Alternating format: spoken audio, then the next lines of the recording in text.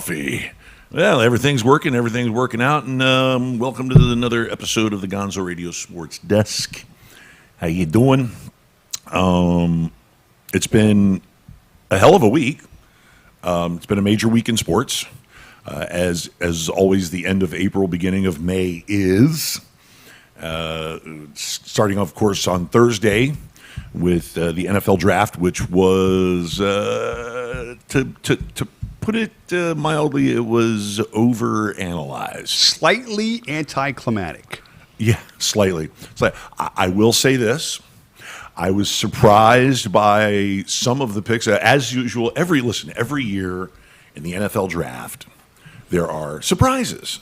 There are reaches. There are trades. There's a lot going on. Okay, there's a lot going on. And you have teams that are moving up and down and trying to get that quarterback or trying to get that player. And in this instance, we saw the top 7 picks were predictable. Would you say the top 7 picks were predictable? The third pick was the one we went back and forth on, right. only Trey because, Lance, San Fran was so about Mac Jones, and everybody was saying Mac Jones. It was smoke. It doesn't matter who Shanahan takes because he'll fit it in his system and everything else. It's smoke. The Trey Lance thing caught some steam a little bit over the last week, I'd say. We started to hear some of that stuff. But it was all smoke. Probably so. Listen, these managers, these coaches, these staffs, it's a poker match, right? I mean, it's like we're not going to show all our cards. We're going to keep a card here. We're going to make sure that we throw a bluff or two out there just to keep all the other players in the room honest. How much BS can we sling? Yeah, and that's the nature of the game. But that's again the parallels between the NFL and it being a business is true, and the draft is just an extension of that. It's essentially just setting your business up for the year, right?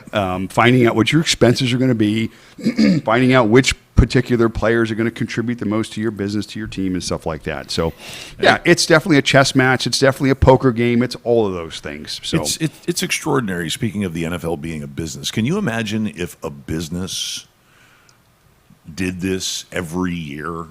Okay, basically recruited, reset less expensive talent. Okay, let's say you're on the board of General Motors. Gotcha. Okay, and your team on the board of General Motors, your upper management team. Okay, that's your quarterback, that's your your starters. Okay, and you have some guys that are making millions, and then all of a sudden, every year, about the end of springtime, you have a recruiting draft, and you go to college, you go to Wharton, you go to Harvard, Yale, all these great business schools, Columbia, and they go out and they hire these kids anyway.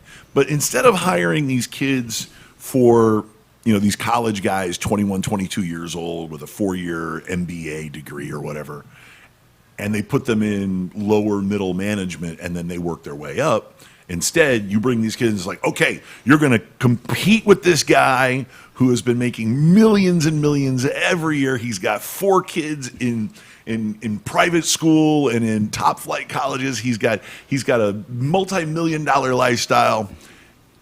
And you're going to take his job. Yeah. Well, here's the thing, though. The advantage for that guy coming in probably doesn't have the expenses that this guy already has. Right. Doesn't have to obviously work 20 hours a day. Of course. He's not being compensated nearly as much as guy 1 is, so that he only has to work nearly half as hard to get the same value. So, yeah, it's a business like that. But here's where it gets interesting. Trades. Oh. Wake up on a Tuesday and you're like, I'll give you my mailroom attendant and my secretary for a driver and 40 reams of paper. And you're like, well, is this worth it?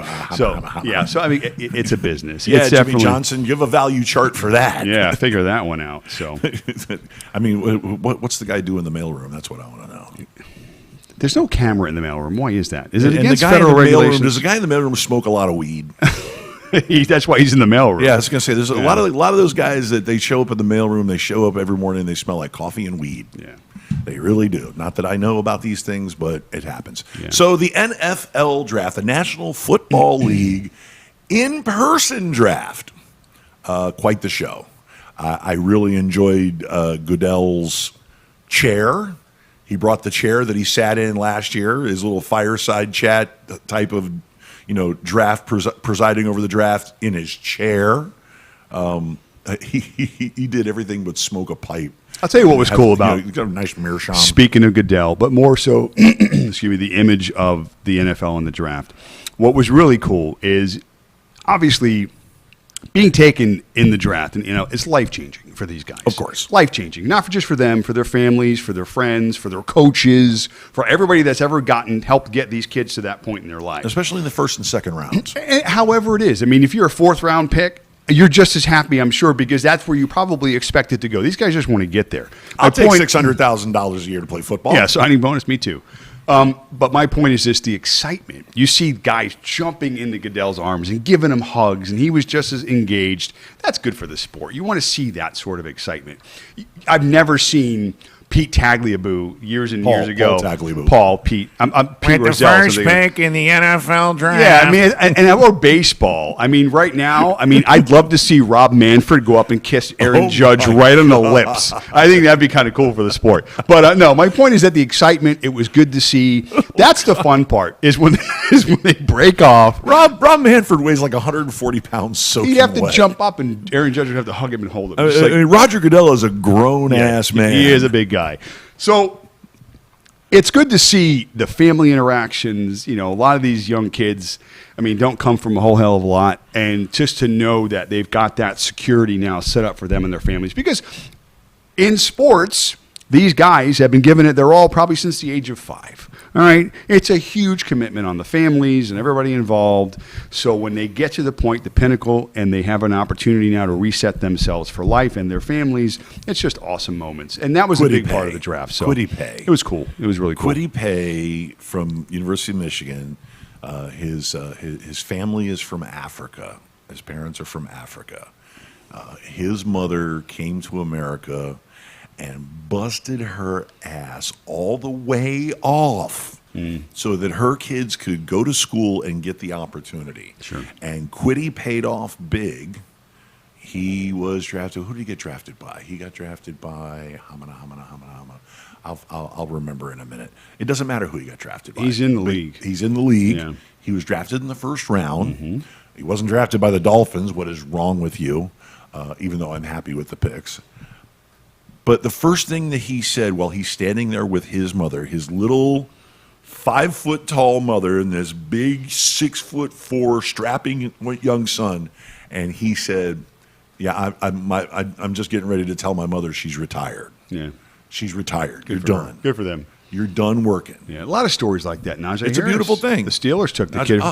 He had a draft party for the homeless shelter that he lived in. Yeah. Talk about a guy who started from the bottom. Now he's here. That is what I talk about, perspective. We have that argument generally in life. That's what we all struggle with, is perspective versus reality. We create something that we wish to be true or that we kind of want to be in a certain way. So that's our perspective, and therefore we try and make it our reality. Right. These kids that come from these situations, they've got it already. They understand what it's like to struggle, to have difficult choices to be made on a daily basis, the sacrifices that it needs to be made to get to this point. And clearly, this kid and his family, they did it the right way. Paye's mom is a great example. Yeah, and he's been rewarded. I mean, the woman was working 12, 15, 18 hours, working 2-3 jobs, making sure her kids had the opportunity. And her kids, I think there were 3 or 4 of them. And her kids were also, when they got old enough, they went out and worked. Yeah. I mean, Kwity not only went to high school, but he worked a job after that, too. None of that privilege stuff got in their way. There is no spare time. No, those kids understand what it is to work hard. It's the American dream. It's, again, and it's despite whatever obstacles that we're all hearing now every single day in our face on both sides, if you have the desire and the fortitude and the willpower to push through adversity, you will. Yeah. I mean, you'll get knocked down. True. We all get knocked down. But it's the old saying that you don't get measured upon being knocked down, because it happens to all of us. The difficult part is getting back up. It's the next step. That's where you should be measured upon. And when you get knocked down enough times and you keep getting back up again to be able to take that next step, that says a lot about you as a person. Right. I mean, listen, I don't even want to I don't want to give a quarterback sunshine.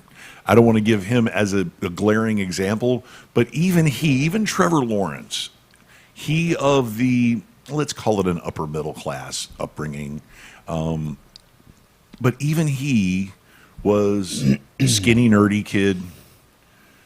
People questioned him, questioned his manhood, questioned his resolve. Yeah. Okay. Even he had to put in the work. Yeah. Sunshine looks a little different than most of us. Probably acts a little bit different than most of us.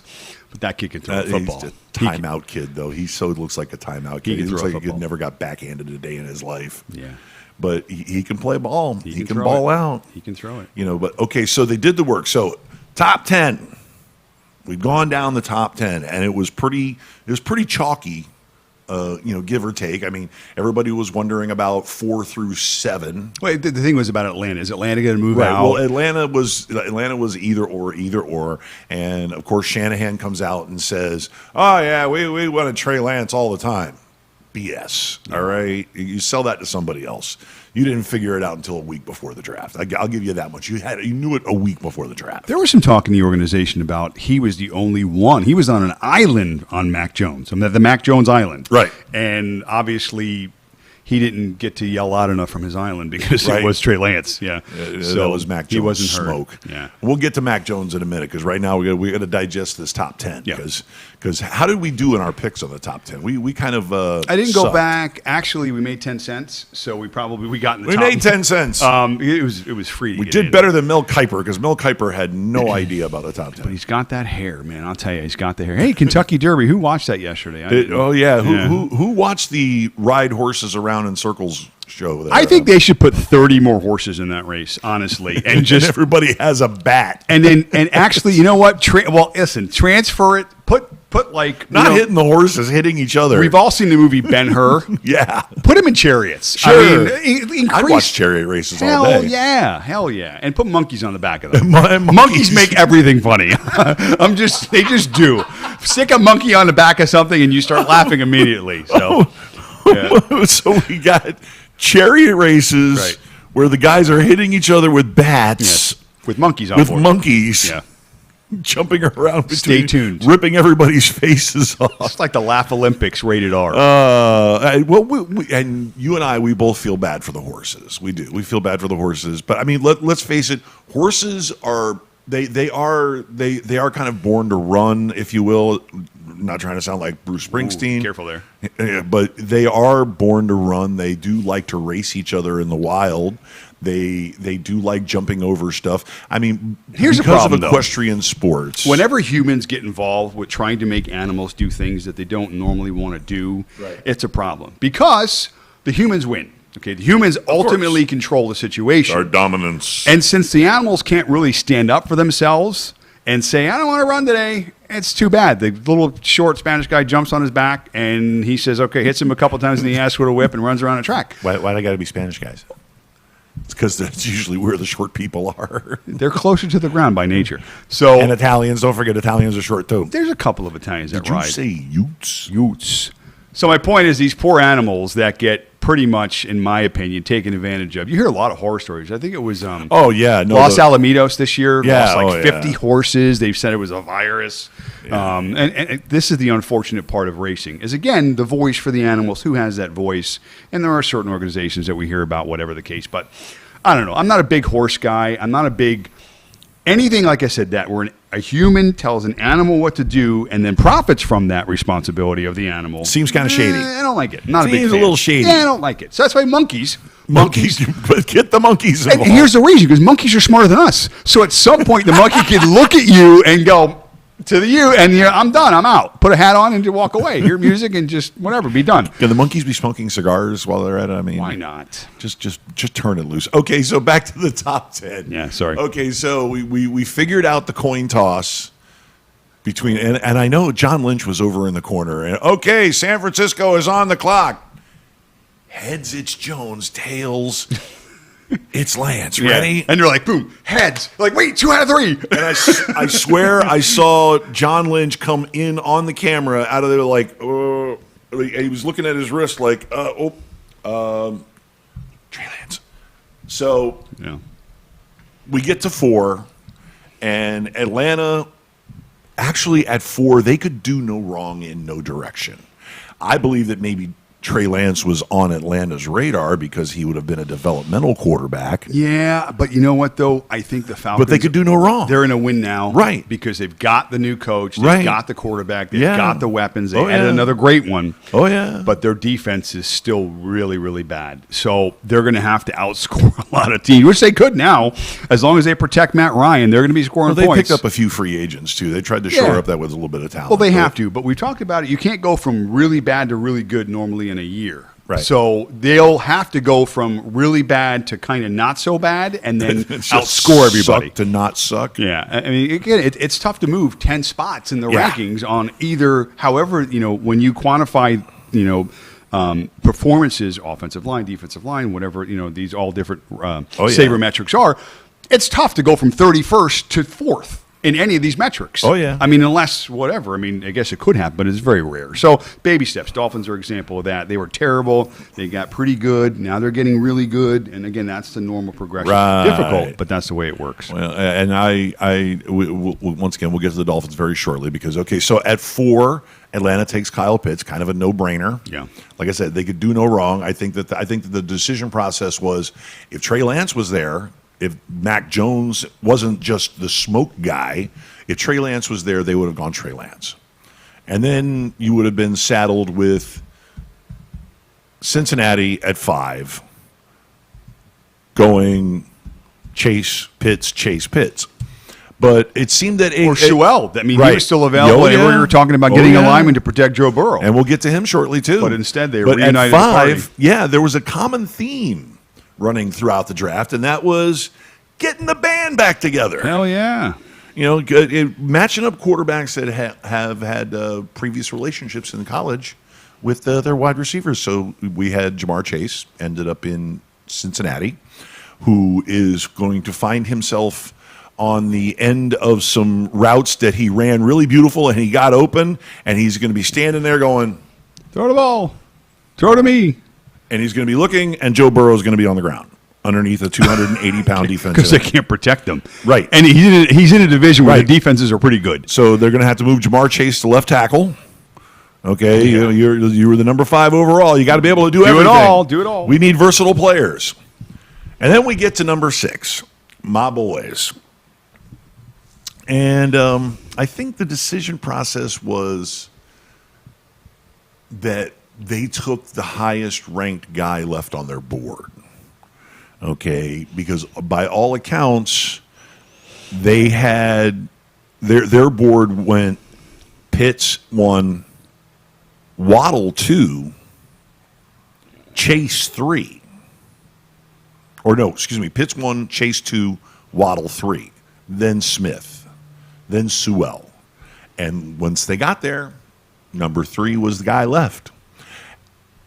I initially have been wringing my hands saying this smells like Ted Ginn Jr., Minus the family. minus the fun family. Because Oy he vey. drafted everybody that year in the first round. Right. We're not just taking, we're taking his family too. We're taking 7 people in That's the first round. amazing. His cousin did return a kick once in practice. I Right. did see that. So 7 people with the 7th pick. But no, with the 6th pick, they got a playmaker. They got a dynamic playmaker. They got a kid that runs a 4.3, and some even say is sub 4.3 40-yard dash. A guy who can get open and go and is a danger, is a threat to take it to the house every time. So I will spend all of that much time grinding on that pick. Good pick. Once again, getting the band back together. Back-to-back picks, getting the band back together. And then we move on to 7, and there he is.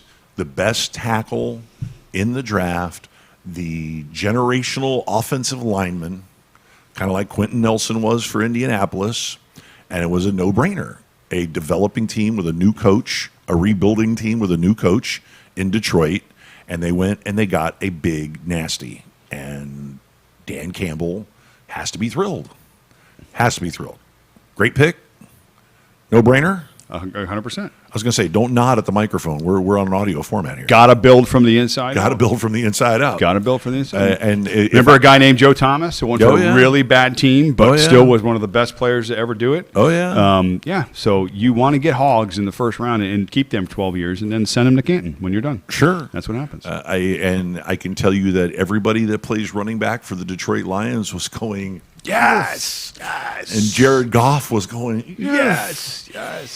So which I kind of like next year. Which I kind of like that Jared Goff with move a little bit. Even though, again, everybody was Stafford. Oh, golden arm. Stafford never won. And again, as much as you say that team was defunct of talent and whatever, he was a winner in college. But in college, I mean, I like Matt Stafford. Yeah. The guy plays hurt. The guy's a fighter. He's a leader. Everybody loves him. Teammates, not a bad thing to say about him. And he's super talented. But at some point, you got to win the division. Right. I mean, at least once. Right. Yep, definitely. So we'll see. I mean, I think that's a good move for both teams. Moving on to number 8. This is where the fun begins. Have you got your list of the top 10? I pulled off it because you were doing such an amazing job of going through. I got sucked into this other thing about the Texans. Well, go ahead. Well, pull up your top 10 because I don't have graphics. All right, I'm sorry. Top 10 picks. Top 10 picks. We'll top all the picks. Carolina. This is where, the Carolina thing was amazing because in terms of the question marks for quarterbacks and not knowing what they're going to do, and then Teddy Bridgewater and that saga, is Teddy Bridgewater going to be one of those quarterbacks that is like when baseball has this? There's always one. Well, now we're worried about Sam Darnold in Carolina now. No, but I'm saying, in terms of Teddy Bridgewater and moving pieces, right? This happens in baseball where you'll say, who holds the record for the guy that's played with the most team? You're like, Wally Pipp, whatever. No, but Teddy Bridgewater could be one of those guys where he's like the perennial afterthought for trades. He's like, okay, we're going to give you a first, a third, and Teddy. And they're like, oh, all right, we'll take it. It's like whatever. Dave Craig. Yeah, but it's like, I like Teddy Bridgewater. I think when he came on, remember 2 years ago, I think it was when Drew Brees got hurt. Right. He came in for New Orleans and did a fine job. Offense, and he played. So I believe he was 5-0. Maybe even I think he played more than that. I think he was even 6 or 7-0. There was a good chunk of the season where obviously he was needed, and he played well. So I don't know. It's so hard to hit in the first round that you almost want to, I don't want to say recycle veteran players. You just need that veteran presence for some of these young guys. And I think Bridgewater is going to be the perennial guy that you'll see wherever he ends up landing.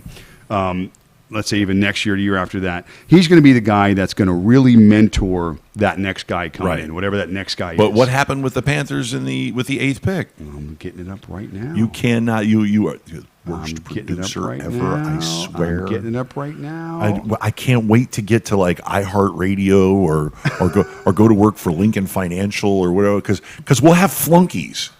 We'll have guys that will be on the computer, and as we talk about things, they will appear, poof, unfortunately, right in front of us with our computer monitor. Well, what I'm worried about, because they pay guys to do that. What I'm worried about when that happens is they're going to be correcting all of our mistakes, and they're going to be in our ear. We won't make mistakes. Oh, well, I make a lot of mistakes.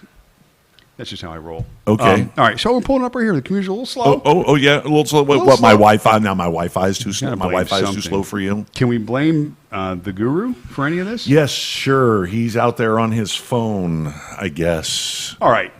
J.C. Horn, cornerback from South Carolina. Right. There was a run on corners. Well, I was just going to say, this is where the draft, again, and this usually happens. It's like when the first guy takes a corner and there's 3-4 corners that you're like, well, who's better than who? It's like, we better take a corner. Take a corner. This happens in fantasy football, too. Get the corner, The quarterback run. Everybody knows, it's the quarterback run. Just be afraid of the kicker run, because when the kickers start going, just don't fall in line with that. All right, well, listen, in fantasy, what you'll do is there's 2 quarterbacks that you usually draft in the first round. That's going to be Patrick Mahomes and your buddy Aaron Rodgers. Oh, boy. And a lot of people occasionally. We got some Aaron Rodgers. Well, it depends. Where's he going to end up? Yeah. Take him with the Packers. But then usually somebody pulls the trigger in the 3rd round on a quarterback, and that causes 2 other people to pull the trigger on it. Which is fine with me. But the rest of us wait until the 9th, 10th round to grab a quarterback. Sure. Unlike those crazy people. So go ahead. At 10 or at 9. At 9 was Denver. Obviously, was Patrick Surtain. Right. Which made Jerry Jones spike his laptop, which made him stomp around yelling some bitch. And that was the Broncos. And that was hilarious. That was the Broncos. But Jerry Jones was right after him at 10. Yeah. And Jerry Jones was like rubbing his hands and go, all right, we're going to draft Pat Surtain. We're going to get him. We're going to get him. He's a legacy. His father was a really good player. We're going to get him, and he's going to be our starting corner for the next 10 years. And with the 9th pick in the first round, the Denver Broncos select Patrick Surtain II. Son of a... And you saw... That was it. And you did not see the Cowboy War Room or anything for a few minutes, or they put up a please stand by. Technical difficulties with the guy with the wires and everything. And you heard the music. Yeah, and then all of a They sudden, cut back and you see Jerry putting his teeth back in. right. He's fighting with the game. He's like, yeah. And they're they go back to the commercial. Right. And it's like, but then the Cowboys did something a little funny. They traded. They made a trade. There was some shenanigans going on here. Smart moves on draft day. Shenanigans For the Cowboys. Wow. Wow. Well, you know what? Because, again, when teams are doing this, they don't have just one player they're looking for. They got a list of players. Right. And they've ranked them, and Sure. they know, well, if this guy goes, we can go back to this guy. So they fell 3 spots. Right. And they still got one of the better defensive players in the draft. Micah Parsons. Yeah, so it's not a loss for a them. guy I would have taken at 6. Yeah, for sure. Because So I'm nuts. maybe the Cowboys will be viable this year based on their draft results because they had a good draft. Well, but moving up to number 10, the Philadelphia Eagles jumping up to grab Devontae Smith. Yeah. Jumping up. And at the club on Thursday night, Bill did everything but run around the club going woo. I mean, he got on the walkie-talkie. We got our guy. We got our guy. I'm sure he was pretty happy. He was very happy. What's about Carson Wentz saying about that? Like, now you take a receiver. Now you take an elite receiver. Now that I'm gone. I was throwing the Nelson Aguilar, and now you're taking this kid. I mean, really? Thanks.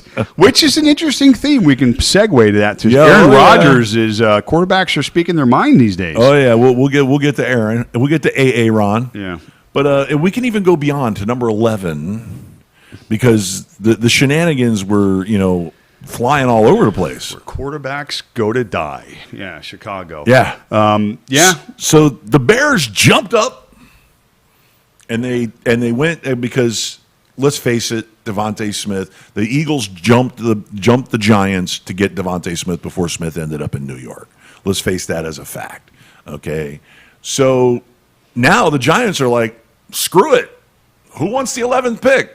And the Bears were like, we would, thank you. We want to get that one quarterback that's left over that we think is in the top 4. Yeah. And it wasn't Mac Jones. Bears have blown no Mac Jones smoke there. So the Bears move up, swap picks with the Giants, and give up, I believe, a first rounder next year, and they gave up a second and a Third. Second and fourth, I think, or something like second that. and fourth next year. Yeah. Which teams seem to be doing now. Yeah, A sure. lot of draft. 4 years from now, we'll give you a 6th. Like, oh, yeah, Sure, exactly. yeah, 4, but We'll get there. and they may have drafted the quarterback that will solve their quarterback woes finally, which, let's face it, a steady, dynamic quarterback presence has been missing in Chicago for quite a long time. Well, the big swing and the miss was obviously Trubisky passing up Deshaun Watson And to get Foles. Trubisky, passing up who was the other quarterback they passed up in that draft to go ahead and get Mitch because Mitch was his guy. Josh Allen. Yeah, Josh Allen, the other one. And Deshaun Watson. well, no, I said Deshaun Watson to start with. Yeah, Right. So Watson and Allen, yeah, both those guys got passed over for Mitch, and man, egg on the face there. So, yeah, they had How does a GM keep their job after doing that?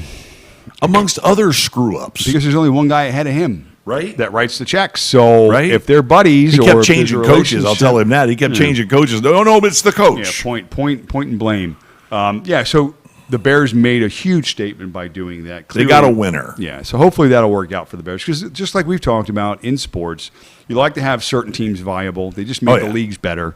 And if the Bears are good, which they really haven't been for a long time, Right. at least consistently good, it makes the NFL better. They got a guy that's probably just like Deshaun Watson without all the massage therapist rape. Oh, boy. But Been really quiet lately, hasn't yeah, it? what's going on nobody here? has been happier than him and his legal team that the draft is happening because it took the Distraction spotlight off and of him. everything. Yeah. for quite a while now. It seems kind of odd that it blew up so fast Hard. with so many women and so many stories. Oh. And I haven't seen a story in weeks now. It's been about 2 weeks since I've Yeah. seen anything about Yeah. Deshaun Watson. Now, does that mean that they're just building their cases and they're going to drop Sure. the bomb when the season starts? Sure. And that'll just further hurt that team even more? Don't be surprised if suddenly it magically goes away. It just magically goes away. Not like coronavirus. Yeah. No, this will suddenly. I mean, because let's face facts.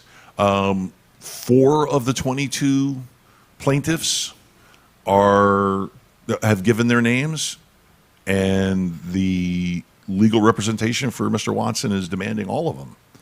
And a lot of them don't want to, give their names. They don't want to put themselves out there. Sure, I understand that. So, and a lot of the validity of a lot of these. But I don't want victim being questioned. shaming to be the reason Right. why this dissolves. Oh, no, because not at that all. is so the opposite of what this is supposed to be. It's Right. supposed to be finding the truth, Right. And we've talked about it. It's so hard to believe that everybody here is making stuff up. Right. It's too dark. It's too.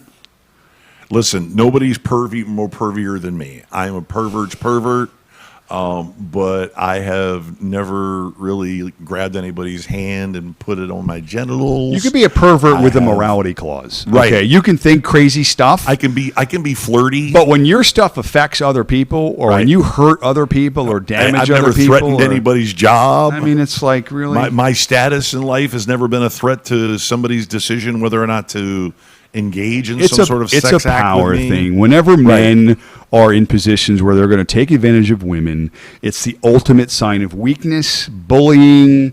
It's sick. I mean, any negative But they get off connotation on the you can power of put it. in that. Well, that's the thing. These types of men. I mean, it's.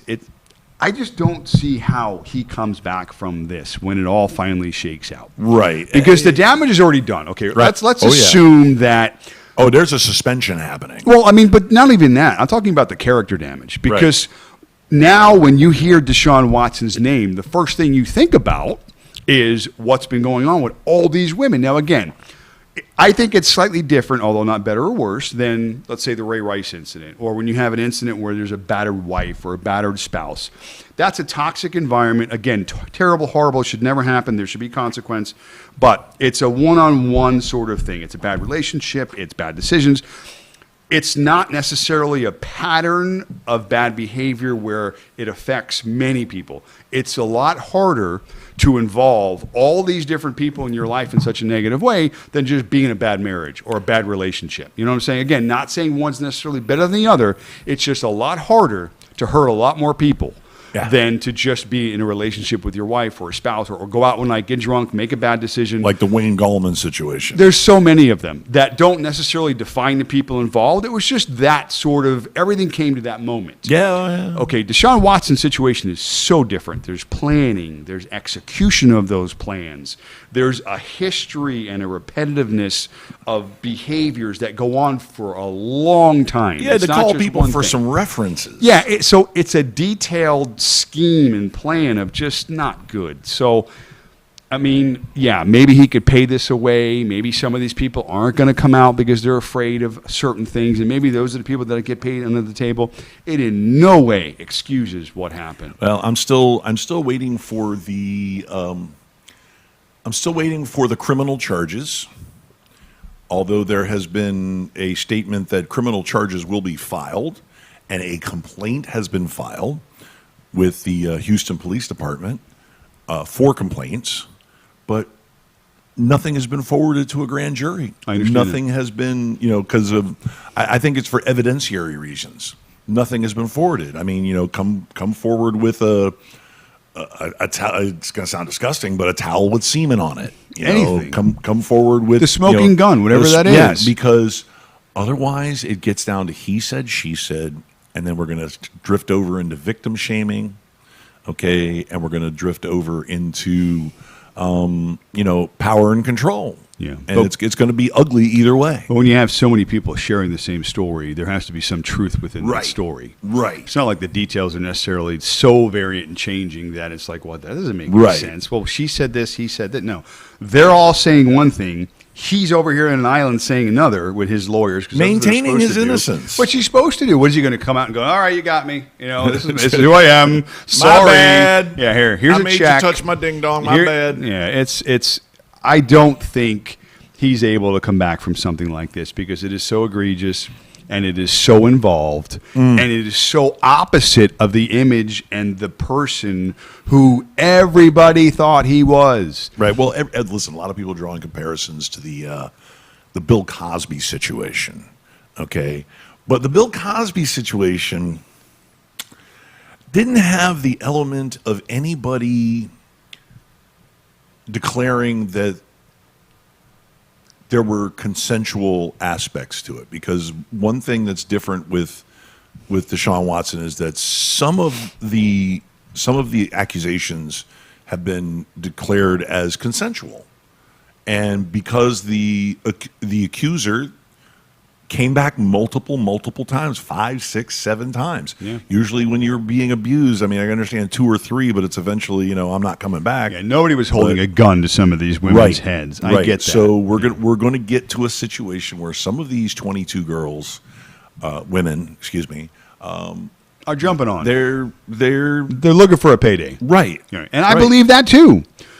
And let the truth come out, wherever it lies. But any other instances of manipulation, any other instances of implied threats or coercion are going to get swept under the rug, maybe even paid off. Yeah. And once they make that thing go away, and once again, Deshaun Watson hasn't been put on the commissioner's exempt list either. Okay, all this whole thing is still up in the air. Yeah, they're waiting. waiting. And that's the reason why I say there's a possibility that this could just go away. But even if it just pretty much goes away, you are going to see Deshaun Watson catch a suspension. And it's probably going to be a year. He's probably going to be given the year off. And you will see him be contrite. You will see him claim that what he did was wrong, but his intentions were not to be wrong. Maybe I was a little aggressive. He will donate all kinds of money to causes.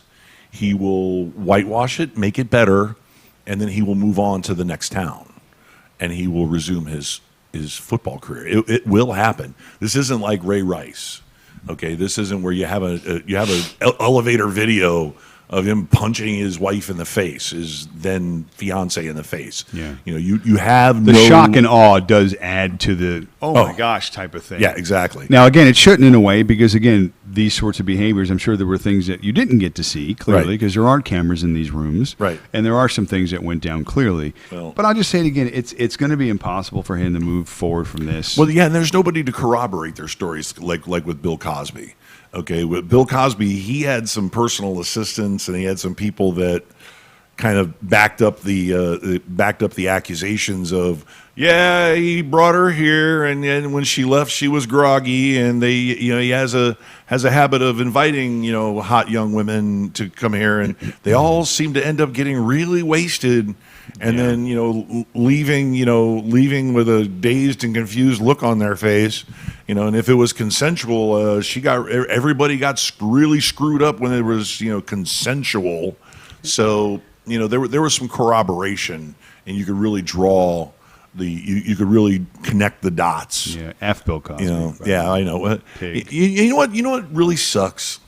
It makes you feel guilty to listen to Bill Cosby's comedy work back in the day, which was funny. Oh, it's funny as hell. Richard Pryor names him as one of the funniest comics ever. Oh yeah, yeah, and that says a lot. It's just a tragedy that he turned out to be this. Well, it just goes to show predator that you really don't know about a person until you get to know that person. Right? You think you may know that person. That's why relationships are the same way. Even in a relationship, when you're with somebody every day, there are times you wake up, at some point in the relationship, unfortunately, and you're like, do I really know this person? You look over at him or her in the bed, and you go, you're like, wow. I wonder if they'd ever killed anybody. Should I be sleeping with one eye open? Have you abused animals before in your life? Were you like one of those creepy kids that killed squirrels and stuck M80s in frogs' mouths? Wow, this got dark in a hurry.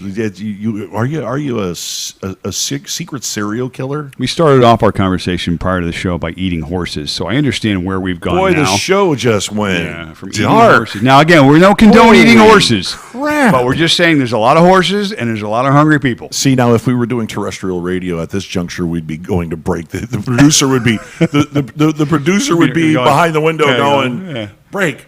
You know, he'd be in our earpiece going, let's take a break. Come on, we got 30 to break. Come on, take us to the break. Take us out. You know, so and I would take us out. I would go, you know, all right, we'll be back with more Gonzo Radio Sports Desk right after this. Horses, dark meat or white meat? Just asking for a friend. I was duped at one time. I was duped into eating probably 3/4 of a combination horse meat, hamburger, cow meat hamburger. And I stopped eating it because I have a bias against eating horses. I know that cows are smart too. Cows have the ability to, that they're intelligent animals too. They care for their young. Yes, It's important. but they're not as smart as horses, and I draw the line there. I still like beef. So you if eat I had to eat a horse, I'd eat a horse. So you Smear the horse is going down. So you eat things based upon their intelligence level? Yeah, I would never eat a dog. Because I love clams, and I don't think they're very smart. Well, I would never eat a dog. No, me either. It's terrible. I would never eat. What else? What other smart animals? I would never eat porpoise, dolphin, whale. I would never eat whale. I wouldn't. It's me or the whale. See a whale. Shark is good. I like shark. Sharks are big dumb brutes. Yeah. Brucey. Yeah, exactly. I'm here. Yeah. Yeah. Slice them up. All right. So. Skipping along back to the draft, by the way. Hi, everybody. Okay. How do we get there? I am so not using this show as part of our reel. I'm just not. Leave out the horse part. We sound like crazy people. Yeah. Wait till we get to the alien part. And we're 45 minutes in, man. Aliens are coming up. We got baseball still. We got a little baseball news. stuff. Oh my god. Okay. Well, let's skip to let's skip to the meat of the nut, if you will. Okay. Skip ahead to number 15. The Mac Jones controversy has solved itself. Yes. Once again, Bill Belichick, that SOB, he's outsmarted us all. You know what? I'm not sure how it's true. I saw it on TV, so it's got to be true. But Tell me how much he gave up to get that quarterback. nothing. But here's the thing about Belichick. When they went, it was funny because ESPN, The dog. they're so amazing with their coverage. They're like, all right, we're going to cut into Bill Belichick's draft room. Bill and the dog. He's in the kitchen, okay? And the dog is in the chair. He's in the kitchen. There's nobody in the room with him. He's got 2 computers. One probably he's watching like reruns of like Beverly Hills Hillbillies or whatever. Beverly Hillbillies, Yeah, oh, Beverly yeah. Hillbillies. And then he's sitting there making picks. And he's like, The dog made the pick. he's like, 12, we got 3 more. And he's looking at Jed. He's laughing at Jed. So he's like, all right, well, guess what? We got a quarterback that fell to us. They we'll brought take the him. dog back. The dog got in the chair next to him. Patriots and got made the pick. quarterback. Yeah. Now again, this is the part that we like to overanalyze and talk about in talent and perspective and how's this guy going to do. Mac Jones at 3 was a terrible selection, but Mac Jones at 15 is a godsend. Sure. How does that work exactly? Because it's a matter of player system match. Okay, sure. Mac Jones is a Shanahan system guy. Would have to be a He Shanahan does. system guy. Throw on schedule. Okay, stick to your guns. Don't make a lot of mistakes. Okay, you're there. You're not there. You're not there to carry the team. You're there to make the team run. You're there to drive the car. Okay, whereas the New England offense is also you're there to drive the car. Period. Okay. I'm going to go out on a limb right now, and I'm going to declare Mac Jones is going to beat Cam Newton out for the job, or he's going to beat him in camp. In camp, he's going to beat him in camp. I think the difficulty there lies with the system. Everybody talks about how inclusive the Patriots system is and difficult to pick up, obviously, a quarterback having to know the most. Cam surprisingly did okay with that, but they dummied it a little bit for him, again, because Cam's not the smartest guy on the team either. But I think if anything, that's going to be one of the things that's going to kind of be against Mac is again, not rushing it. They've got a guy there who can manage the team and clearly did it last year. His last 4 games were who Cam was last year. The Patriots were viable. I was coming off the injury in the first part of the year, whatever. Patriots find a way to build a system and then find the pieces to fit in that system. And they've always done that. It's still going to be the comparisons to Tom's team. Everything is going to go against to Tom's team until the Patriots can prove that they can win without Tom. Sure. And whether it's with Cam, whether it's with Mac Jones, whether it's once Bill Belichick leaves, this may take a while. Right. They may not have enough. They did a good job defensively. They obviously drafted hopefully well enough for the defensive because that's the focus of their team is going to be run the ball, play good defense. Not How make did they mistakes. manage to get Barmore, man? I mean, that guy is an absolute beast of a defensive tackle. Yeah. Okay. And they went Alabama. How about that? Yeah. Huh? Well, Alabama did pretty Nick's well. like anybody else? You want anybody else? You want my punter? My punter's pretty good too, you know. Speaking of punters, the Steeler got a punter. Yeah. He's 262 pounds. 5'11", 260. Yeah, so we're going to win a lot of tug of wars. And he That's can for sure. hit. He's from Georgia Tech. I saw him play against the Hurricanes. He made a tackle. Yeah, I believe and he ain't messing around. His favorite line is "People are punters too." Or Right. Punters are people. Punters That are too. people. Punters are football players Punters too. are football players too. So Okay, so like I said, I'm saying Mac Jones beats Cam out. Okay, by virtue of completion percentage, period. Completion percentage in practice, completion percentage in preseason games, completion percentage. He is going to show. I mean, listen, the big knock, and I'm a Cam Newton fan. Love Cam Newton. I saw him as the next level generation quarterback that he was when he won the MVP. Okay, when he literally carried Carolina to the Super Bowl. Okay, as far as he could, it was Cam and a defense, and that carried them there.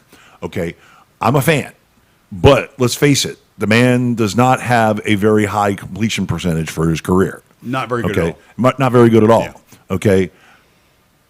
Thusly, I mean, the big excuse has been coming off an injury, didn't have time to learn the system, and didn't have the players around him. Okay, well, they have the players around him now. They went out and they got 2 tight ends. They went out and got a wide receiver. They went out and they went out and drafted a quarterback. Yeah. So guess what? They're better offensively with some of the skill positions, but they're still And not. Newton is making backup money. Yeah. So where is he going to be game 1 in September? He's going to be on the bench. Okay? They will put in packages. McDaniel will put in packages for him to come in and run the RPO. Okay, about 10 times, 12 times a game. They'll have a couple of ghost packages where it'll be him and Jones standing in the backfield. Okay, and he may run an RPO with Cam. Okay, or Cam may fake the handoff to Mac Jones. Like, really? Mac Jones is going to carry the ball? So you got 2 guys that can't run. Right. Yeah. So, but I'm telling you right now, number 10 is going to be number 1. Now, moving on to our 2 favorite teams, because we have to talk about them before we get out of here. I'm eminently satisfied with the Dolphins draft, day 1 and day 2. Very satisfied. The only disappointment I have is that they didn't get any of the sexy names. Okay, once again, last year they had one sexy name, Tua. That was it. That was the sexy pick. Okay, because then their other 2 guys, Austin Jackson at left tackle, a little bit of a reach. Okay, not like the Jets did with his former teammate, which was hilarious. But because Jets going Jet. But when they all of a sudden went Igbenogany, who's Igbenogany? Who? What? I had to look it up. Put that on the jersey. Right, Igbenogany. It took me a year to figure out how to say his name, but then they turn around and they draft Robert Hunt in the 2nd round, And then they get Raekwon Davis, another monster Alabama defensive tackle. And I can honestly say out of that entire three-man first 2 rounds of the draft, Raekwon Davis ended up being the star. The second round draft choice ended up being the star of that draft. Will the guys who had rough rookie seasons, like Jackson and Igbenogany, will they develop? Tua, of course, will develop. They have put enough weapons around him now with the addition of Waddle, with the addition of Hunter Long in the 3rd round. Do we need a tight end? He's now like our 7th tight end on the team.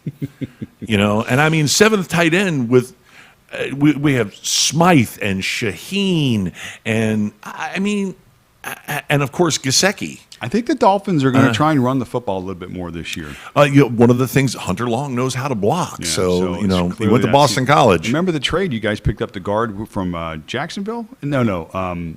From Baltimore, DJ Fluker. DJ Fluker, yeah. Well, that's another common theme is that they went offensive line again because they got Eichenberg. Yeah. They traded up to get Eichenberg. Yeah. Okay, in the 2nd round after picking Holland at safety.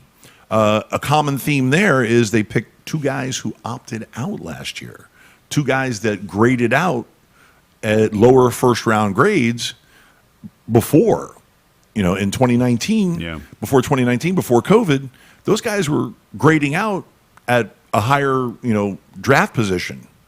So they got relative steals, but once again, they got kind of beat. Denver jumped up in the 2nd round and grabbed Javonte Williams right in front of the Dolphins. Okay, grabbed him right in front of them. So that sexy pick at running back looks like Myles Gaskin is the guy. Is the incumbent. Which, you know what? It's crazy. Looked pretty good, though, at times last year. Yes. I think, listen, I'm going to go with the wisdom of they are banking on the progress of Myles Gaskins. I'm going to go with it. I'm going to say sure. And they took a flyer on another running back, another short running back with big thighs in the 7th round. And that's where Myles Gaskins came from. Yeah. Okay. And, they're depending on Malcolm Brown. Now, I still say that there's going to be a free agent that comes in. There could be. For camp. But remember also, too, you guys still have San Francisco's running back from last year that opted out. No, Breida. No, Breida got traded out? Breida went to Buffalo. He never played a snap then, did he, with the Dolphins? He did. He played played for a little while? Yeah, he got some carries. But didn't he opt out? I thought he opted out. No, he was underwhelming, and he was injury prone, and, it's the story of his career. It's the reason why San Francisco got rid of him. Yeah. If anything, we got taken for a 5th-round draft choice for this guy. But Alan Hearns is coming back this year? Is he in? Oh, a wide receiver. Let me tell you what. The wide receiver room for the Dolphins is going to be patently ridiculous this year. Okay, it is so huge right now. There are so many players that are of potential playing time to starting caliber. I mean, let's run down the list. Of course, you got Devontae Parker, 1st-round draft choice, Jalen Waddle, Preston Williams coming back from injury after having a big development half season. You have opt-outs Alan Hearns and Albert Wilson coming back. You have Malcolm Perry and who was the other kid? The 2 kids that they drafted in the 5th and 7th round last year. You have Jakeem Grant. There's a lot. There's a lot of Mac Hollins. Yeah. Mac Hollins came back. I mean, he's not only is he a tweener he's a really big wide receiver. Okay, and plus you signed Will Fuller, one of the best burners in the league. Okay, so they're going to have a very, very crowded wide receiver room, and I see some major cuts happening. I see first of all the guys with big contracts, you better light it up in camp. You better destroy. Yeah. Okay, you better run accurate routes, you better catch everything that they throw at you, even if it's not in your catch radius. You better kill somebody to catch the ball. Well, there's only, I mean, They're going to be looking for a reason to get rid of you. we talk about teams with the advantages of having so many picks, but guess what? Once they make those picks, they got to pay those guys. Yeah, gotta and that pay gets them. a little difficult. Yep. There's casualties when that happens. Yep, that's the reason And why it's usually the guys that have been there a few years that are on the fence. Albert Wilson. Yeah, the few Albert, guys. Albert has a big contract. What have you done for me lately? That's sort of the Jakeem NFL. just got an extension. Yeah. You know, and I honestly, I see Jalen Waddle as a guy that replaces both Albert Wilson and Jakeem Grant at the same time. Yeah. And that's a lot of monetary savings. That's a lot of savings if you cut both those guys. Yeah. So, all right, well, give me a few minutes on my Steelers. okay, well, we'll give you a few minutes. Happy with the pick at the running back position, clearly. But you are disappointed. Scoot forward a little bit. Get all up in there.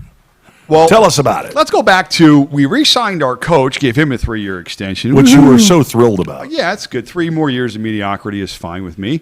Ben's coming back. Woohoo! 2 more years. Can't do this with hostages. That's good too. And at least we re-signed Mason Rudolph for another year, so that's good. Ben will have somebody to have. I hear a drink Le'Veon Bell is still available. Yeah. For me, it all rests on Ben and his health, his availability. You clearly saw his decline or have seen his decline over the last several years, whether you want to attribute it to injuries or age or whatever. Yes. Yes. But there are quarterbacks that have been and are still playing that are older than him and are playing at a much higher level. I just think part of it has been his lack of off-season preparation. That's the knock on Ben.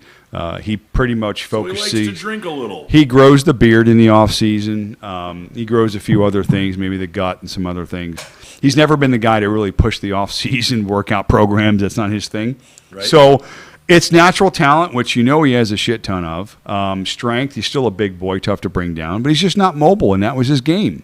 So the Steelers have pretty much taken a running back in the first round to fill a glaring hole. Connor's never stepped up and was able to fill that hole. And now we're going to try and run the football, which I think is smart because it'll take some of the pressure off of Ben. I don't want to see Ben throwing the ball 45 and 50 times a game. Last year, which was the irony of Ben's entire career, he went from being the guy with the slowest release in terms of time in the pocket to the fastest. And the reason why is because our offensive line was so bad. All those guys that were first-round picks, Pouncey, DeCastro, all underperformed and have been that way for several years now, whether you want to blame age or just whatever. Age. Facts are facts. Age. We went out and we got 2 offensive linemen in the first round, which I think are going to be fine. Whenever you get a guard from Illinois, you know he's a big corn-fed, grass-eating beast, and that's fine. His tight end in the second round, also a good pick. But Najee Harris is a statement pick for the Steelers because the position of the running back, I think overall has become lessened because now you've got 4th and 5th rounders that are coming in every year that are outperforming their contracts, guys you don't have to pay a lot of money to, and usually you have backfields that have 3 and 4 guys that contribute. The Steelers weren't able to do that. Jalen Samuels, for me, is a guy that can kind of mix and match and hit holes, and you can kind of build packages around his offensive ability. But without a guy like Najee Harris that you can give the ball to on 3 downs, Stud. can catch the ball out of the backfield, and oh, by the way, fantastic character guy, which the Steelers tend to find, to me, it's a home run. So the pressure's on Ben, the pressure's on the offense, the offensive coordinator, and Tomlin to get the team ready for week 1. Which has been the biggest obstacle going back for years now, where it seems like everybody gets excited for the Steelers and they come out in the history, and then we opened the season with a tie against the Browns 2 years ago. And then last year, It's sister kisser. we are who we think we are. Right. And it's just, to me, we're not going to take that next step until we take the next step.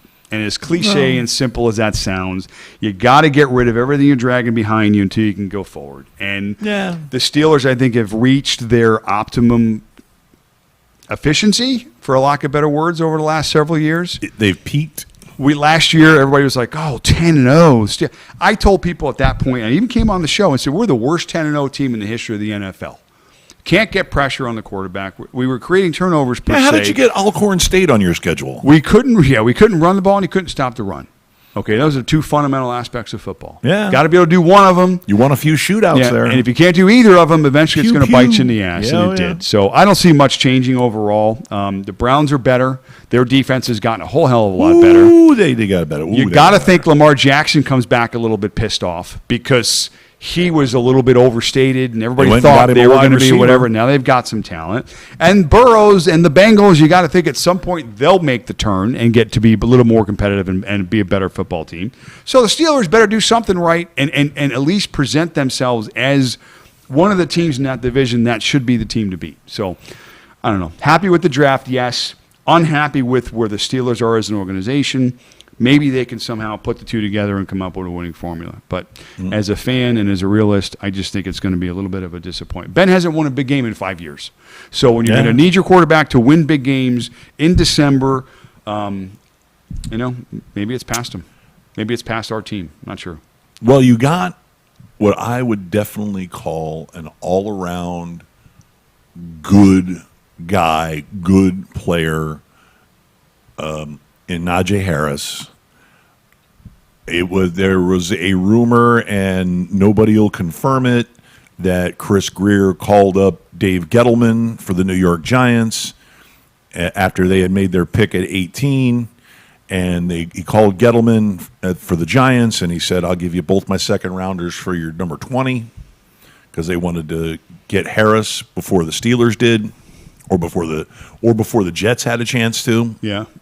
And but then the Jets surprised when they moved up to 14 to get Vera Tucker, which was, once again, Jets are gonna jet.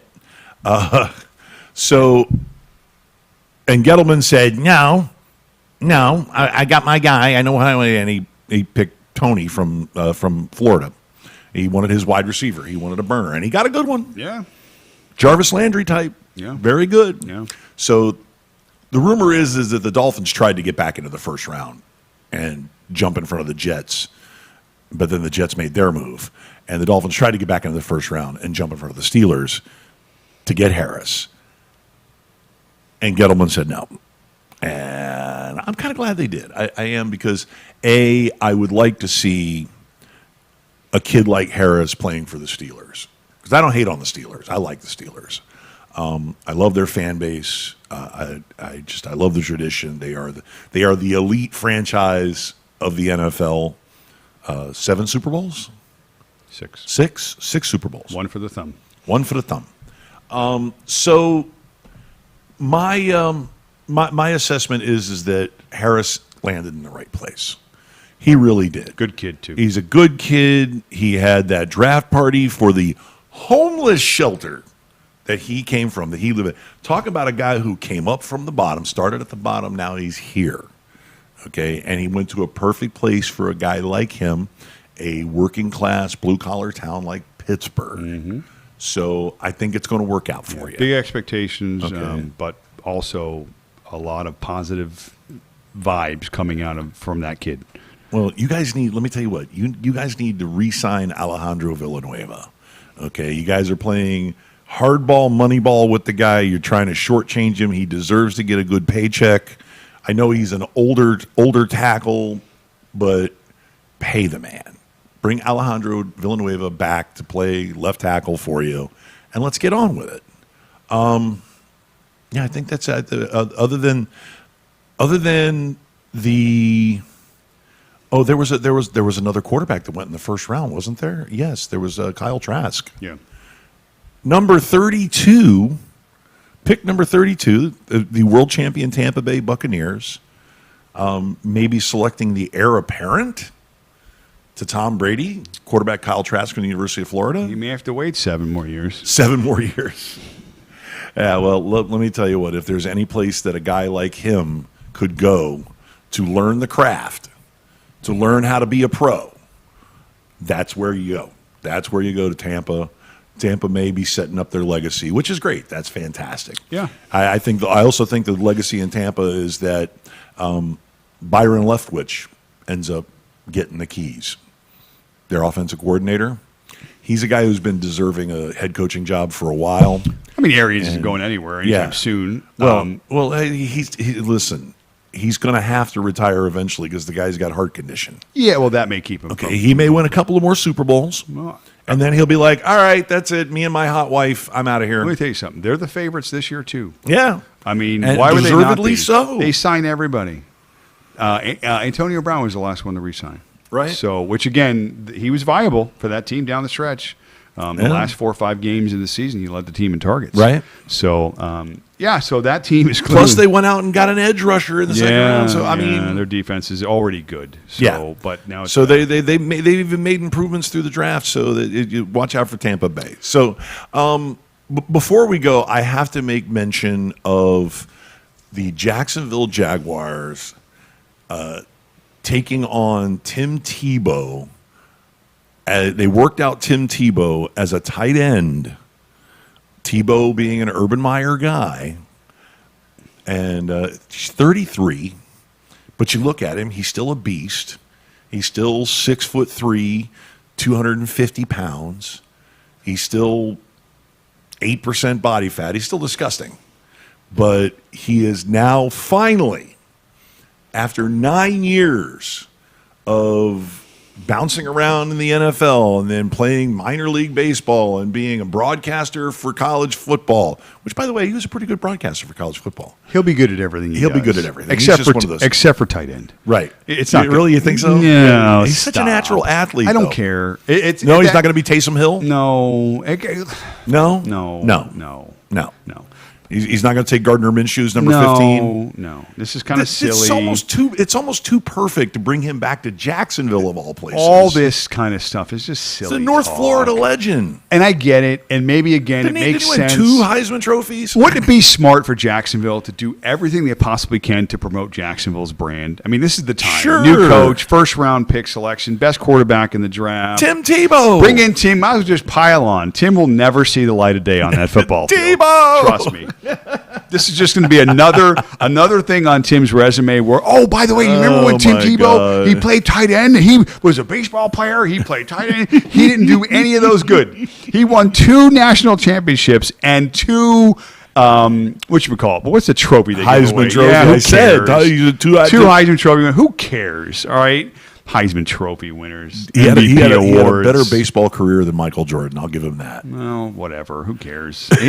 He's not playing in this. He's not going to be wearing number 84 and playing tight end for 15. the Jacksonville. Number 15. They're going to trade Gardner Minshew for a bag of towels. I don't think. Well, the NFL has laws about the numbers in the positions. Like you can't have a tight end number. No, 15. oh no, those rules are out the window. You have no idea. I didn't get the email. Oh, you have no idea. The rules are out the window. You're going to have guys like Peterson who went to Minnesota, and he's changing his number to 7. Oh yeah, DBs, wide receivers. It's going to be a free for all. Numbers. It's going to be bananas. Okay, I didn't know that. It's going to be Leonard Fournette is changing his number back to 7 that he had in college. Nice. You are going to see college style numbering in the NFL, and you want to know why? You want to know why? It's all about this. The money. It's all about the money. New Jersey's being printed. New Jersey's being printed. Look, New I have Jersey's being 2 sold. Leonard Fournette jerseys. I have a 36 and I have a 7 or what. You're right. It's a money grab. For Oh sure. yeah. Oh yeah. Well, let's see. The Fournette jersey in Jacksonville was 27, and the Fournette jersey in Tampa is 28 because Ronald Jones Jr. was 27. And now he's changing it to 7. So the question remains, does Ronald Jones Jr. change to 6? Interesting. You know, does Tom Brady change to 10? And then give Goodwin back his 12? You know, I mean, it's Interesting going to be stuff. nuts. Numbers. It's going to be bananas. All right, observation. We're an hour and 10 minutes into the show here. And we still haven't talked about baseball. Well, 2 things first. What? One, you never introduced me on the show. So I'm just going to Ladies throw it and out there. gentlemen, seated across from me, matriculating on your screen from right to left, from north to south. He's normally an east-west runner. Welcome, Mr. Matthew Masaracchio, better known as the Maz. Nice to see you. Hello, everybody. Would you like a banner, too? Yeah, is there one behind? No, It's a no, wall. no. All right, number 2. Number 2. Hour and 10 minutes, we talked about football, and they haven't thrown a football in 3 months. Don't forget rape and horse meat, too. All right, well, that too. it's baseball season. Can I just throw one thing out there for baseball? Baseball? Can I just throw? It's an hour and 10 minutes in, and we're going to give 4 minutes to baseball, which makes me a little bit nauseous. But I can throw up in my mouth and swallow it later. The division leaders in baseball, okay? Are you ready for this? Yeah. Okay. The Red Sox, okay? The Royals. These are all division leaders currently at this time, okay? And the Athletics. That's the American League, okay? Let's get to the National League. Let's ignore the Dodgers because And everybody it pains Yankee fans. everybody knew the Dodgers would be I good. find hilarious. The Phillies are leading the National League East, but they're below 500, which makes sense. The Brewers, and then the Dodgers clearly. But by the way, the Dodgers aren't leading in the division. It's the Giants. So you have the Giants, the Brewers, the Phillies, the Royals, the Red Sox, the Athletics. If anybody could have put a wager out there and said, give me the odds of these 6 teams leading their divisions May 1st, you'd be like, hold on, let me get back to you. You'd be like, What are the odds? wait a minute, hold on, almost done. You go through the 74.325 million to 1. That's what we're looking at right now in baseball. So promote it, enjoy it. This is the beauty of baseball, is the parity in baseball. Pretty much every year, you just don't know. There's always that team that kind of comes out of the woodworks and overshoots expectations. I don't see it being any different this year. I do think the Yankees will turn it around. I mean, that offense is still pretty good. They still have Garrett Cole, probably the best pitcher in the game. They'll find a way. But we're a month in, and every division has a team leading it that wasn't supposed to be there. Too true. So it should be a fun year. The beauty of it, too, now is we're starting to see some fun out there on the diamond. You got some teams that aren't liking each other. You got issues with the Phillies and the Mets. Dominic Smith was fighting with one of our relievers.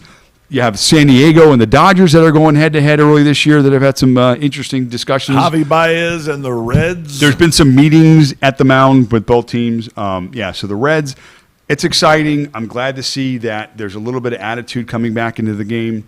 And I'm glad to see that baseball is at least paying attention to that. But we certainly need to give baseball its due. It's my sport. It's my favorite sport. It seems to be the quietest in terms of all the nonsense that goes on. You don't hear a lot of stuff about salty. baseball. So it's pro baseball. So my Phillies are in first, and I'm excited about that. They're not going to stay there, but they're in first right now. And we're a month in, like I said, and there's a lot of teams that are going to be fighting all the way that probably weren't on most people's radar, at least to start the year, but they are now. So fun. Today's a full slate. And as I mentioned earlier and briefly showed you to my fans out there who follow me, MLB Joy Us on Instagram. Oh, good. I don't have to do that at the end of the show. I figured I would do it once. At least once. We know a little bit about sports and Little bit. a little bit about drafting and a little bit about fantasy stuff and sabermetrics in terms like regression. We mention it all the time. Little bit. And I am currently going to be sitting in first place in my baseball league after this week is over. So, Didn't see that coming. Oh, by the way, did I tell you my team name? Was it? Didn't see that coming? One word, didn't see that coming. Yeah, I caught some grief earlier when the draft was starting. The commissioner, again, not to say anything bad about these guys. I don't know these guys. And they don't know me, obviously, because some of the things we're saying. Obviously. We were concerned. I have copies of the text. I saved them.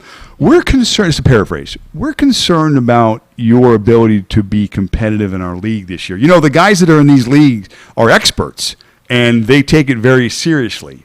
And my lone response was, I'm going to give you my best effort. So, there's one question I have to ask. I have to ask of every fantasy expert. Okay, have you ever had to pay income tax on your fantasy winnings? no. Anybody? Never. Afraid Anybody? of. No. Well, I hide that stuff anyway. No. Well, legally, you obligated to. I mean, what is it up to $5,000 a year that you have to? You should claim it. You should claim it.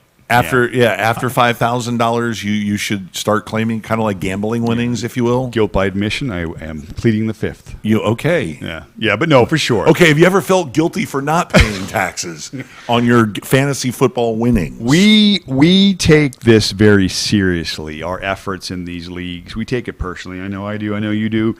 It's not just attack. It's not just the financial gain from these endeavors that we partake in. It's the bragging rights. The bragging rights are important, but it's not only that. It's the prestige.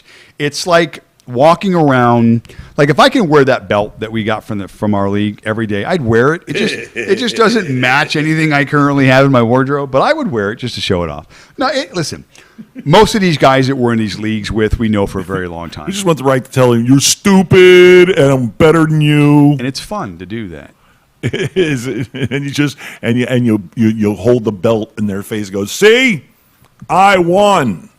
It's a good feeling to know that amongst your peers that you're competitive and you can wipe their ass with the floor or wipe their floor with the ass, one of the two.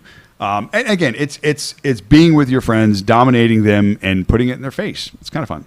So, or in this case, the baseball league, beating strangers who probably will never be your friends because of the beating you're going to give them. So, listen, there's an angle for everybody in fantasy sports. So. You suck, and I'm great. Yeah, so it's fun. So, do we have any alien discussions? Do we have anything we're talking about? Well, June 1st is coming up. Oh, June 1st is a big day, man. Besides the fact it's rent day, the rent's too damn high. Besides, rent's due on June 1st. Mortgage payments due on June 1st. Not my truck payment. My truck payment's like the 18th. But anyway, but we have the NFL signing bonus, the roster bonus day, June 1st. Fisher cut bait. So Fisher cut base. You're going to see some names hit the waiver wires because they're going to get cut. Teams are going to want to save money. Yeah. So you're going to see a few names hit the waiver wires. I think that's where the Dolphins are going to do a little shopping for center, maybe a running back. Because even though Myles Gaskins may be the incumbent and we may like the progress that the young man has made, and Malcolm Brown is going to be the change of pace guy, and Savon Ahmed may be a good change of pace guy too, or substitute or backup, you still need a bell cow. You still need somebody who is going to be out there, who's going to be that third option. 3. You got to have 3 of them. Sorry, kids, it's true. That Ahmed guy, is he the same character that Jeff Dunham uses? I kill you. I kill you. Yes. Yeah, Ahmed. You have no idea. Try watching this kid's first day because he had a start because of COVID, okay, because of protocols. Gaskins was out for 2 weeks, and he had 2 starts. And when I tell you that the Guru's Guru and I sat here and watched this kid, and he had like a 127-yard game. He had the first 100-yard rushing day for the Dolphins in like 14 3 years. Yeah. No, 3 years. 3 years, sorry. But every time this kid touched the ball, and you could hear the announcer say his name. There goes Ahmed. I kill you. And I kill you. I kill you. In the other room, he's in the kitchen. And I mean, the Guru's half deaf anyway, but he hears me go, I kill you. And then he goes, I kill you. People, I'm telling you right now, people would have just died laughing if they were watching the game with us. Of course, we were, totally fantasy football nerding out, watching Red Zone and laptop and this and that and the phone. And yeah, it was ridiculous. But in all of that, I kill you. I kill you. But June 1st is going to be cut down day. And I think that it is going to be a little bit of a major event with a lot of people getting their pink slips. Yeah. A lot of veterans, Yeah. a lot of guys with big contracts. Oh, I always tell you when your favorite player signs a contract extension or a 2-year deal with your team, get ready to get cut on June 1st. June 2nd, you're going to be looking for a new club to play for, a new job. So that's happening. But also, June 1st is release day. Documents are coming out. Yes. Mostly redacted, but still, they're coming out. Yeah. At least they say it's the great whatever. Reveal, for lack of better terms. But again, I'm sure there's going to be some stuff that's not going to be out there to be made public for us to consume because we'll be too scared, too messed up, and too afraid, and we'll panic, and it'll be a mess. Well, let me ask you a question. Do you have TikTok? Do you have a TikTok account? No. You really should get TikTok. It's Russian or it's Chinese. I can't do it. No. The Chinese hackers are out there. Don't worry about China. Quit being so paranoid about China. China worries me. Get a TikTok account. You know why? Why? Because the aliens and conspiracies and and little known facts and history and stuff that you would love, it's on TikTok. It's there. I mean, talking about all these alien projects and these projects hiding tech that we found, and finding all these artifacts that are actually 14,000 years old, but they look brand new. And the secret alien base in Antarctica, and I mean, it's not a secret. It's all there, Yeah. and you would love it. Get a TikTok. I don't care. Put MLB Joy Us at TikTok. Well, June 1st is release day, and more information, more stuff's going to come out supposedly. We'll see. I mean, Besides, you better be nice to the Chinese, because I keep telling you, that's who the aliens are going to contact, because they have the most people on the planet. That's who the aliens are going to contact. maybe they're already. They don't have to speak English. They can speak Chinese. Yeah, I guess they could. Mandarin, whatever it's called, whatever the different dialects are they have. Whatever the universal translator says. Do we have one of those? No, they do. Oh, they do. Yeah, because they're an advanced society. Oh, okay. No, then Try I to got catch it. up. I thought. Well, I'm like, wow, that's a pretty good term. How do you get that job? All right. You ready to get out of here? Tim Tebow's. Oh, Tim Tebow. We he'll have that. He's job. an alien? He'll have that. No, he'll have that job. He'll be the universe communications coordinator. So he just needs a couple of months to get You're ready. a weird kid, Mazaracchio. Yeah, go Tim Tebow. Yeah, okay. Well, let's get out of here. Say goodbye to the nice people. I first got to say hello, so I guess I'll say goodbye. See you later, nice people. You're going to be butthurt about this all For a week? few shows. For a Yeah, few shows. for a few shows. Okay. Well, on behalf of myself and Demaz, whom you can catch at MLB Joy Us on the Instagrams, for now, until he actually gets a second or a third social media presence. Twitter, get a Twitter account so people can talk to you. You're going to have to eventually. All right, I will. If I put in this audition reel, this air check, I'm ready. and somebody goes, okay, we'll put you on Saturday and Sunday at 8:00 in the morning. Okay, we're going, Hell yeah. and you're going to have a Twitter handle. I'll make a Twitter account. Yeah, you will. Well, yeah. I And always said the you'll effort. like it, so you may as well make one now. All right, fine. All right, fine. Fine. And of course, you can search Gonzo Radio, everything on Twitter, on every platform. Search Gonzo Radio. There I am. And we will catch you guys next week here, 11 a.m. sharp-ish. I'm going to try-ish. Here on the Gonzo Radio Network. And it's the Gonzo Radio Sports Desk. We'll catch you guys next week. Good night, or goodbye, or see ya.